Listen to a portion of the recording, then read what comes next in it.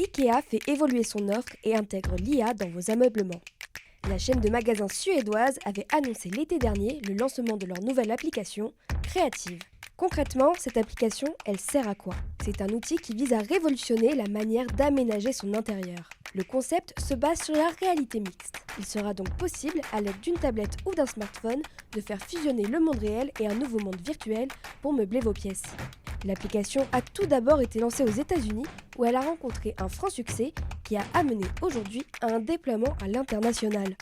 IKEA n'a jamais caché son intérêt pour l'intelligence artificielle.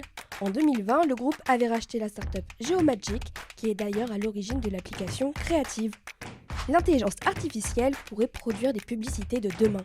C'est la société de production britannique Private Division qui a pris le parti de l'IA pour son nouveau spot de pub. Le spot de publicité pour de la bière a surtout fait réagir les internautes pour son manque de réalisme, rappelant ainsi la vidéo de Will Smith mangeant des spaghettis. Si la publicité est loin d'être parfaite, elle prouve cependant une fois de plus les compétences de l'IA tout en donnant un aperçu sur l'avenir de la publicité. Même si la publicité est essentiellement générée par une intelligence artificielle, l'intervention d'humains est encore indispensable à ce stade. Pour générer de telles productions, l'IA a besoin d'instructions précises que le logiciel décrypte afin de donner le résultat le plus proche possible des attentes de son utilisateur. La musicienne et chanteuse Grimm a annoncé la sortie de son propre logiciel d'IA, Elf.tech. Avec ce logiciel, il est possible de créer des morceaux avec la voix de Grimm.